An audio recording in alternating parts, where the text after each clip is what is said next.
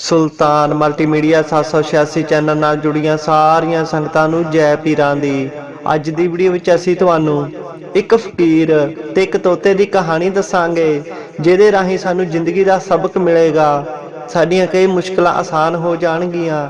ਇਹ ਬਹੁਤ ਹੀ ਮੋਰਲ ਅਤੇ ਮੋਟੀਵੇਸ਼ਨਲ ਸਟੋਰੀ ਹੈ। ਸੋ ਹੱਥ ਜੋੜ ਕੇ ਬੇਨਤੀ ਹੈ, ਇਸ ਵੀਡੀਓ ਨੂੰ ਪੂਰਾ ਜ਼ਰੂਰ ਦੇਖਿਓ ਤੇ ਇਸ ਚੈਨਲ ਨੂੰ ਵੀ ਜ਼ਰੂਰ ਸਬਸਕ੍ਰਾਈਬ ਕਰਿਓ। ਪੀਰਾਂ ਦੀ ਪਿਆਰੀ ਸਾਧ ਸੰਗਤ ਜੀ, ਕਈ ਵਾਰ ਕੀ ਹੁੰਦਾ ਹੈ ਕਿ ਸਾਨੂੰ ਬਹੁਤ ਜ਼ਿਆਦਾ ਗਿਆਨ ਹੁੰਦਾ ਹੈ, ਸਾਨੂੰ ਕਈ ਗੱਲਾਂ ਦਾ ਪਤਾ ਹੁੰਦਾ ਹੈ, ਉਹਦੇ ਬਾਵਜੂਦ ਵੀ ਸਾਡੀਆਂ ਕਈ ਮੁਸ਼ਕਿਲਾਂ ਆਸਾਨ ਨਹੀਂ ਹੁੰਦੀਆਂ, ਸਾਡੇ ਕਈ ਕੰਮ ਨਹੀਂ ਬਣਦੇ।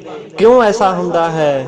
ਕਿਸੇ ਜੰਗਲ ਦੇ ਵਿੱਚ ਬਹੁਤ ਸਾਰੇ ਤੋਤੇ ਰਹਿੰਦੇ ਸੀ। ਉਹ ਜੰਗਲ ਇਸ ਕਰਕੇ ਵੀ ਮਸ਼ਹੂਰ ਸੀ ਕਿਉਂਕਿ ਉਹ ਜੰਗਲ ਦੇ ਵਿੱਚ ਬੇਅੰਤ ਤੋਤੇ ਰਹਿੰਦੇ ਸੀ। ਤਰ੍ਹਾਂ ਤਰ੍ਹਾਂ ਦੇ, ਭਾਂਤ ਦੇ ਕਈ ਕਿਸਮਾਂ ਦੇ ਤੋਤੇ ਰਿਹਾ ਕਰਦੇ ਸੀ, ਜਿਹਦੇ ਕਰਕੇ ਉਸ ਜੰਗਲ ਨੂੰ ਤੋਤਿਆਂ ਵਾਲਾ ਜੰਗਲ ਵੀ ਕਿਹਾ ਜਾਂਦਾ ਸੀ। ਇਸ ਤਰ੍ਹਾਂ ਹੀ ਸਮਾਂ ਗੁਜ਼ਰਦਾ ਰਿਹਾ। ਤੋਤੇ ਉਸ ਜੰਗਲ ਦੇ ਵਿੱਚ ਬੜੇ ਆਰਾਮ ਦੇ ਨਾਲ ਖਾ ਪੀ ਕੇ ਮਸਤ ਰਹਿੰਦੇ ਸਨ। ਜ਼ਿੰਦਗੀ ਦਾ ਕੋਈ ਦੁੱਖ ਨਹੀਂ ਸੀ ਉਹਨਾਂ ਨੂੰ। ਪਰ ਕਹਿੰਦੇ ਹਨ ਕਿ ਸਮਾਂ ਇੱਕੋ ਜਿਹਾ ਨਹੀਂ ਰਹਿੰਦਾ, ਇਹ ਵਕਤ ਬਦਲਦਾ ਰਹਿੰਦਾ ਹੈ। ਕਦੀ ਸੁੱਖ ਕਦੀ ਦੁੱਖ ਸਾਡੀ ਜ਼ਿੰਦਗੀ ਵਿੱਚ ਆਉਂਦੇ ਜਾਂਦੇ ਰਹਿੰਦੇ ਹਨ, ਪਰ ਸਾਨੂੰ ਕਦੇ ਵੀ ਇਹਨਾਂ ਦੁੱਖਾਂ ਤੋਂ ਘਬਰਾਉਣਾ ਨਹੀਂ ਚਾਹੀਦਾ। ਤੋਤਿਆਂ ਨਾਲ ਵੀ ਇਸ ਤਰ੍ਹਾਂ ਹੀ ਹੋਇਆ।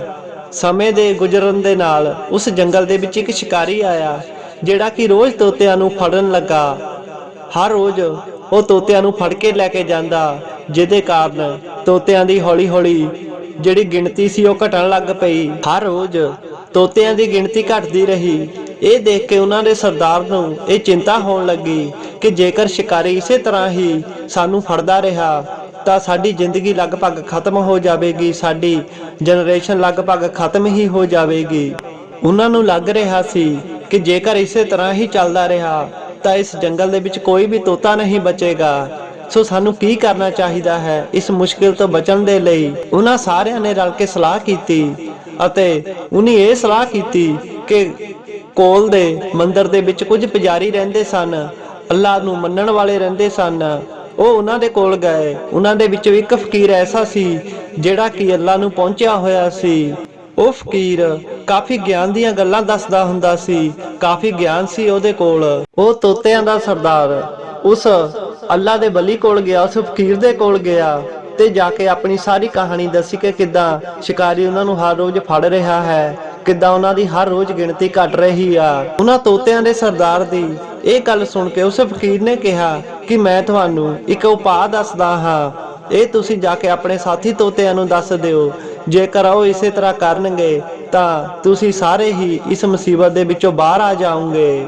ਉਸ ਫਕੀਰ ਨੇ ਤੋਤਿਆਂ ਨੂੰ ਕਿਹਾ ਕਿ शिकारी आएगा, दाना डालेगा, जाल बिछाएगा, पर फंसना मत। शिकारी आएगा, जाल बिछाएगा, दाना डालेगा, पर फंसना मत। ये गल तू अपने साथी तोतिਆਂ ਨੂੰ ਦੱਸ ਦੇਵੀਂ। ਉਹ ਤੋਤਾ ਇਹ ਸਾਰੀ ਗੱਲਬਾਤ ਨੂੰ ਯਾਦ ਕਰਕੇ ਉੱਥੋਂ ਉੱਡ ਗਿਆ ਤੇ ਉਸੇ ਜੰਗਲ ਦੇ ਵਿੱਚ ਆ ਗਿਆ ਆਪਣੇ ਸਾਥੀਆਂ ਦੇ ਕੋਲ। ਉਸ ਤੋਤੇ ਨੇ ਜੰਗਲ ਦੇ ਵਿੱਚ ਜਾ ਕੇ ਆਪਣੇ ਸਾਥੀ ਤੋਤਿਆਂ ਨੂੰ ਇਕੱਠਾ ਕੀਤਾ ਤੇ ਫਕੀਰ ਦੇ ਦੁਆਰਾ ਦੱਸੀ ਹੋਈ ਉਹ ਗੱਲ ਦੁਹਰਾਈ ਕਿ ਮੇਰੀ ਗੱਲ ਤੁਸੀਂ ਸਾਰੇ ਜਾਣੇ ਧਿਆਨ ਦੇ ਨਾਲ ਸੁਣੋ। शिकारी आएगा, दाना डालेगा, जाल बिछाएगा, पर फंसना मत। ਇਹ ਗੱਲ ਉਹਨੇ ਆਪਣੇ ਸਾਥੀ ਤੋਤਿਆਂ ਨੂੰ ਦੱਸੀ ਤੇ ਕਿਹਾ ਕੀ ਤੁਸੀਂ ਮੇਰੀ ਗੱਲ ਧਿਆਨ ਦੇ ਨਾਲ ਸੁਣੀ ਹੈ? ਜੇ ਸੁਣੀ ਆ ਤਾਂ ਤੁਸੀਂ ਮੇਰੇ ਨਾਲ ਦੁਹਰਾਓ ਕਿ शिकारी आएगा, जाल बिछाएगा, दाना डालेगा, पर फंसना मत। ਉਹਨਾਂ ਸਾਰੇ ਤੋਤਿਆਂ ਨੇ ਇਹੀ ਗੱਲ ਦੁਹਰਾਈ ਕਿ शिकारी आएगा, जाल बिछाएगा, दाना डालेगा, पर फंसना मत। ਹੁਣ ਉਹ ਸਾਰੇ ਤੋਤੇ ਉੱਠਦੇ ਬਹਿੰਦੇ ਜਾਗਦੇ ਘੁੰਮਦੇ ਫਿਰਦੇ ਖਾਂਦੇ ਪੀਂਦੇ ਇਹੀ ਗੱਲ ਦੁਹਰਾਉਂਦੇ ਰਹੇ ਕਿ शिकारी आएगा, जाल बिछाएगा, दाना डालेगा, पर फंसना मत। हौली हौली ਇਹ ਗੱਲ ਉਹਨਾਂ ਨੂੰ ਯਾਦ ਹੋ ਗਈ ਤੇ ਉਹ ਹਰ ਸਮੇਂ ਇਹੀ ਦੁਹਰਾਉਂਦੇ ਰਹਿੰਦੇ। ਕੁਝ ਦਿਨਾਂ ਦੇ ਬਾਅਦ ਉਹੀ ਸ਼ਿਕਾਰੀ ਉਸ ਜੰਗਲ ਦੇ ਵਿੱਚ ਆਇਆ ਤੇ ਉਸ ਸ਼ਿਕਾਰੀ ਨੂੰ ਦੇਖ ਕੇ ਉਹ ਤੋਤੇ ਫਿਰ ਕਹਿਣ ਲੱਗ ਪਏ, शिकारी आएगा, जाल बिछाएगा, दाना डालेगा, पर फंसना मत। ਇਹ ਗੱਲ ਸ਼ਿਕਾਰੀ ਨੇ ਵੀ ਸੁਣ ਲਈ। ਉਹ ਸੋਚਣ ਲੱਗਾ ਕਿ ਤੋਤਿਆਂ ਨੂੰ ਤਾਂ ਇਹ ਗੱਲ ਪਹਿਲਾਂ ਹੀ ਪਤਾ ਆ, ਮੈਨੂੰ ਇੰਜ ਲੱਗਦਾ ਕਿ ਅੱਜ ਮੈਨੂੰ ਸ਼ਿਕਾਰ ਨਹੀਂ ਮਿਲੇਗਾ, ਮੈਨੂੰ ਖਾਲੀ ਹੱਥ ਹੀ ਵਾਪਸ ਜਾਣਾ ਪਵੇਗਾ। शिकारी ने सोचा कि वो अगले दिन आएगा। अगले दिन शिकारी फिर आया। उन्हां तोतिਆਂ ने शिकारी ਨੂੰ देख के फिर ਉਹੀ ਗੱਲ कही। शिकारी हैरान परेशान हो गया कि मैं हुण शिकार किवें करांगा। इन्हां ਨੂੰ ਤਾਂ सारी गल ਦਾ ਪਹਿਲਾਂ ही पता है कि मैं की करांगा। पहला जाल बिछावांगा, फिर दाना डालूंगा, फिर इन्हां ਨੂੰ फड़ूंगा। जेकर मैं इन्हां ਦਾ शिकार ना कीता, इन्हां ਨੂੰ ना फड़िया ते मैं बाजार दे विच जाके की बेचूंगा ते की अपने परिवार ਨੂੰ खिलाऊंगा। ਇਹ सोच के वो शिकारी परेशान हो रहा सी। पहला तो तोते शिकारी तो परेशान सी ते हुण शिकारी तोतिਆਂ ਤੋਂ परेशान हो गया। ਇਹ शिकारी इन्हां तोतिਆਂ ਨੂੰ बेच के ही बाजार ਦੇ ਵਿੱਚ अपने परिवार ਦਾ पालन पोषण करदा सी। उस दिन शिकारी फिर वापस मुड़ गया। अगले दिन भी इसे तरह ही होया। तोतिਆਂ ने ਉਹੀ ਗੱਲਾਂ दोहराइयां। 2 दिन 3 दिन 4 दिन 5 दिन इसे तरह ही गुजर गए। उस शिकारी ਨੂੰ ਇੱਕ ਵੀ ਤੋਤਾ ਨਾ ਮਿਲਿਆ ਵੇਚਣ ਵਾਸਤੇ।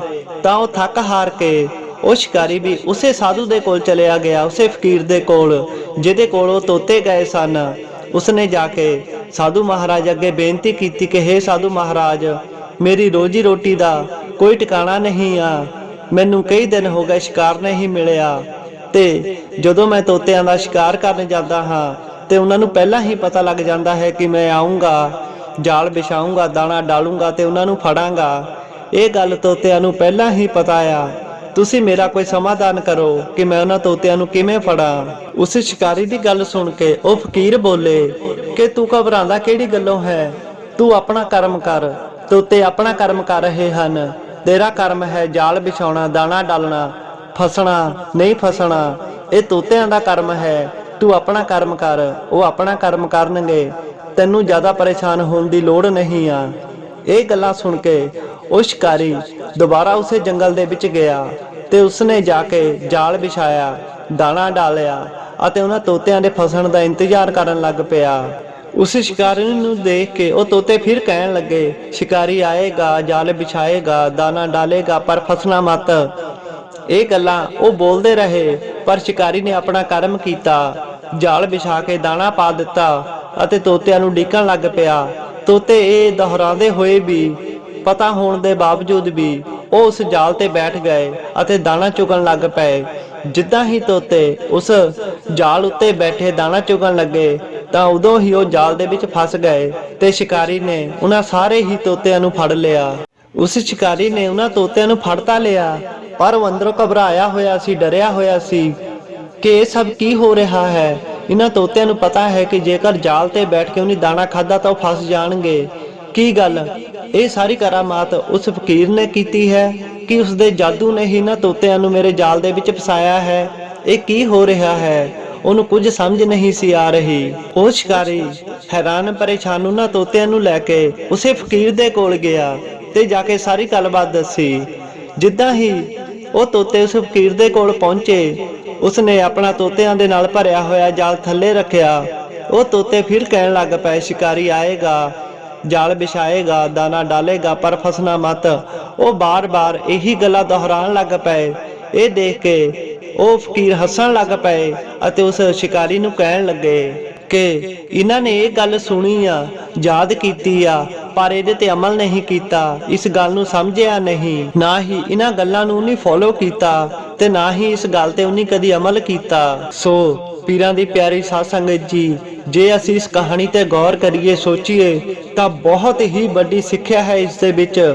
ਅਸੀਂ हर पासों ज्ञान लैण दी कोशिश करते हाँ, समझते हाँ, पर ਉਹਦੇ ਤੇ पूरी तरह अमल नहीं करते। ਜਦੋਂ ਸਾਡਾ ਪੀਰੋ ਮੁਰਸ਼ਦ ਗੁਰੂ ਸਾਨੂੰ ਕੋਈ ਸਿੱਖਿਆ ਦਿੰਦਾ ਹੈ, ਅਸੀਂ ਸੁਣ ਤਾਂ ਲੈਂਦੇ ਹਾਂ, ਯਾਦ ਵੀ ਕਰ ਲੈਂਦੇ ਹਾਂ, ਪਰ ਉਹਦੇ ਤੇ ਪੂਰਾ ਅਮਲ ਨਹੀਂ ਕਰਦੇ। ਤਾਂ ਹੀ ਸਾਡੇ ਵਿਗੜੇ ਹੋਏ ਕੰਮ ਨਹੀਂ ਬਣਦੇ ਆ, ਤਾਂ ਹੀ ਅਸੀਂ ਦੁੱਖਾਂ ਦੇ ਵਿੱਚ ਘਿਰੇ ਰਹਿੰਦੇ ਹਾਂ, 84 ਦੇ ਗੇੜ ਵਿੱਚ ਫਸੇ ਰਹਿੰਦੇ ਹਾਂ। ਜਦ ਤੱਕ ਅਸੀਂ ਆਪਣੇ ਗੁਰੂ ਪੀਰੋ ਮੁਰਸ਼ਦ ਦੀ ਸਿੱਖਿਆ ਤੇ ਸਹੀ ਨਹੀਂ ਚੱਲਾਂਗੇ, ਉਹਨੂੰ ਜ਼ਿੰਦਗੀ ਦੇ ਵਿੱਚ ਉਤਾਰਾਂਗੇ ਨਹੀਂ, ਤਾਂ ਸਾਡਾ ਕੁਝ ਨਹੀਂ ਹੋ ਸਕਦਾ। ਤਾਂ ਹੀ ਸਾਡੇ ਕੰਮ ਵਿਗੜੇ ਦੇ ਵਿਗੜੇ ਹੀ ਰਹਿੰਦੇ ਹਨ, ਫਿਰ ਚਾਹੇ ਅਸੀਂ ਜਿੰਨੀ ਮਰਜ਼ੀ ਕੋਸ਼ਿਸ਼ ਕਰ ਲਈਏ। ਇਸ ਕਰਕੇ ਚੰਗੀ ਸਿੱਖਿਆ ਨੂੰ ਜ਼ਿੰਦਗੀ ਦੇ ਵਿੱਚ ਲਿਆਵੋ, ਉਹਦੇ ਤੇ ਅਮਲ ਕਰੋ, ਉਹਨੂੰ ਜ਼ਿੰਦਗੀ ਦੇ ਵਿੱਚ ਅਪਣਾਓ, ਤਾਂ ਹੀ ਉਸ ਚੀਜ਼ ਦਾ ਫਾਇਦਾ ਹੋਵੇਗਾ।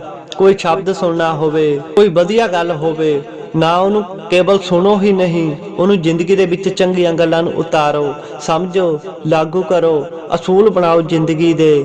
ਫਿਰ ਹੀ ਅਸੀਂ ਜ਼ਿੰਦਗੀ ਵਿੱਚ ਸਫਲ ਹੋਵਾਂਗੇ। ਸੋ ਇਹਨਾਂ ਗੱਲਾਂ ਤੇ ਗੌਰ ਕਰਿਓ ਤੇ ਪੀਰਾਂ ਫਕੀਰਾਂ ਦੀਆਂ ਹੋਰ ਵੀਡੀਓ ਦੇਖਣ ਲਈ ਇਸ ਚੈਨਲ ਨੂੰ ਜ਼ਰੂਰ ਸਬਸਕ੍ਰਾਈਬ ਕਰਿਓ।